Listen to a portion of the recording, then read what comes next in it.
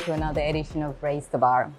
Last week, we spoke of the importance of incorporating proper nutrition and recovery to maximize gains from training. Andy, it's good to have you back with us today. Thank you. Thank you for having me. Let's get into our topic of why we need to focus on long-term health habits and not short-term quick fixes. No more crash diets or 30-day detoxes. Tell us why short-term quick fixes or fad diets are not the answer to achieving your dream physique. I have an analogy and I literally just thought about it. So imagine you were running, right? If I asked you to sprint at max speed, you'd probably run for about 50 to 100 meters before you run out of gas and you slow down and you have to start walking, right? So I'd like to use it as an analogy to set up the answer, right? Because what you want to do to get to your goals is find sustainable practices, right?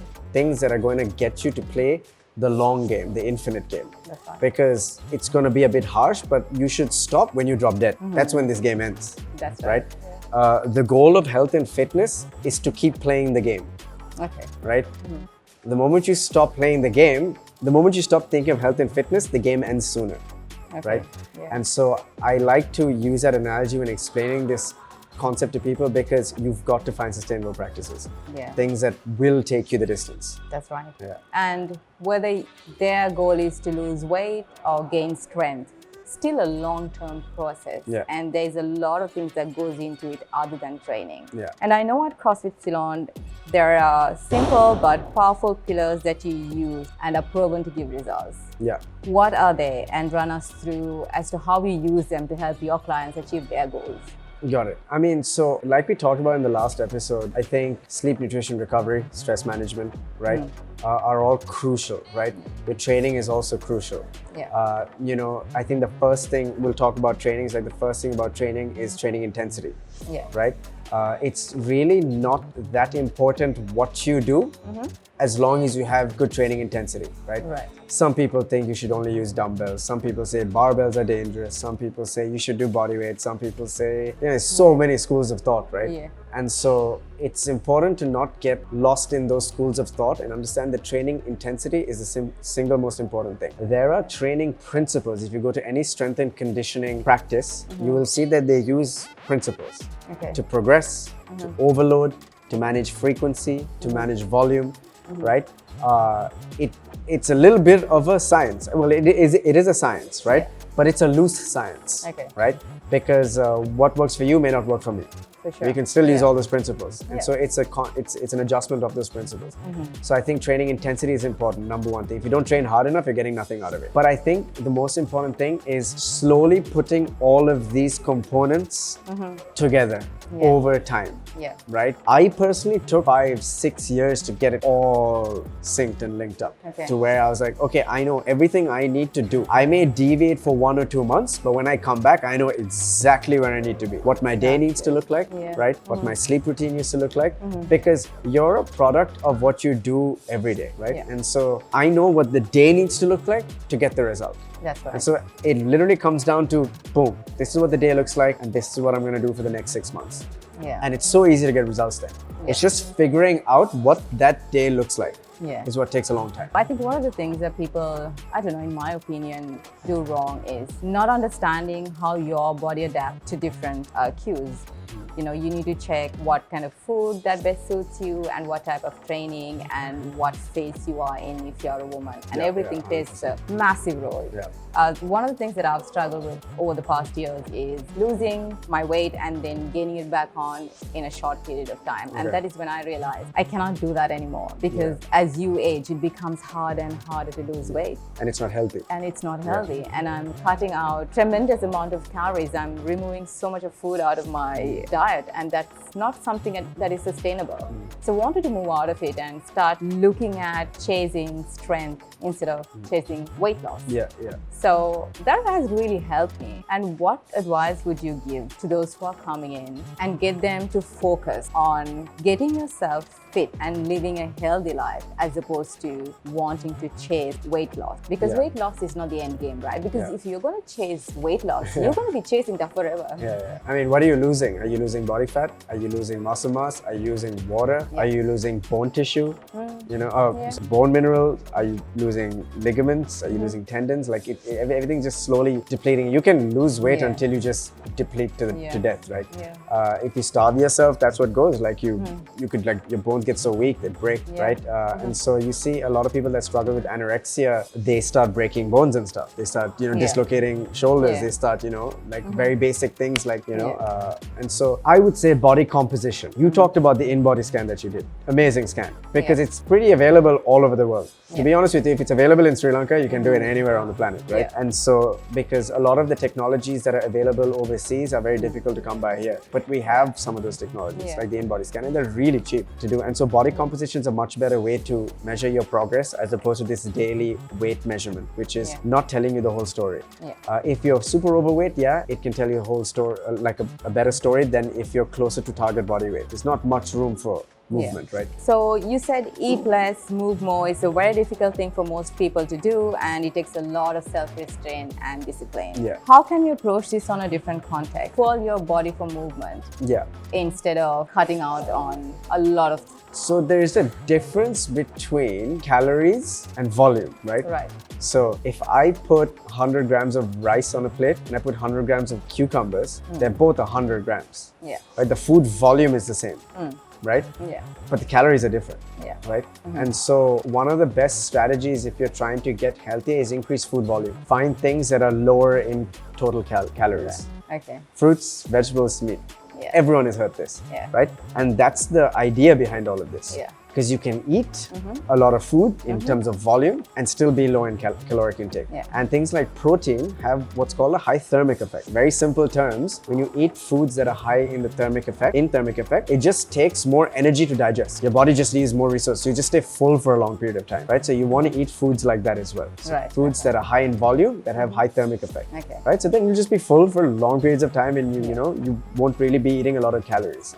So I think that's why I believe it's eat more calories in, calories out is a real thing. That's but how it you is what you actually take in as calories. You can still have a huge portion of good food as opposed to what voluminous. you're not supposed to. The volume.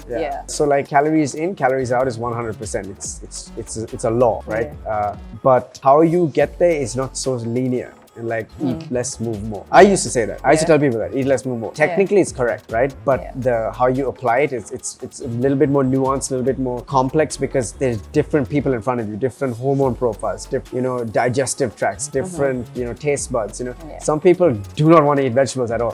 Like hell no, I'm not eating vegetables. Right? And so you can't tell those people eat vegetables. So there's a different way to attack that, kind of solve that problem differently, right? So that's why the eat less, move more is a very difficult thing to execute in real world application. It's real, but then we'll have to apply it in different ways according to different lifestyles as well, isn't it? And you see a lot of people sometimes struggling for the longest time to lose their body weight. And then you have the others who are, bang, 1 year, they gain, they've lost the body weight they want to lose, they're back on track. So it's really demotivating at times, I would say, but then it also comes from self-discipline. Wanting to be in the game for a long period of time, without which you're not going to achieve this physique that you're dreaming of, right? No way. Yeah. Like there is no shortcut. I mean, even with drugs, like performance enhancing drugs, even with that you have to work so hard, It just, you work hard, you recover really fast, so you can work hard again. It's not like you take steroids and like you get results for both parties, right?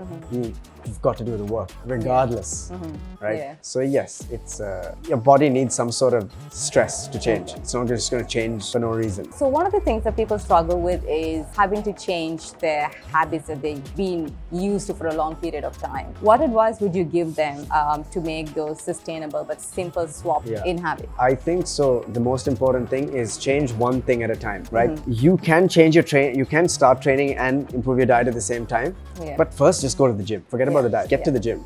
Don't solve problems that do not currently exist. The problem that is right in front of you is you don't even go to the gym. So go to the gym. Step one. You need some sort of movement, right? Get your movement. Exactly. Just get it. Go to the gym, right? Now, maybe you can't get to the gym. Okay, now then focus on your diet, right? Just get started. Pick one of these pillars and get started.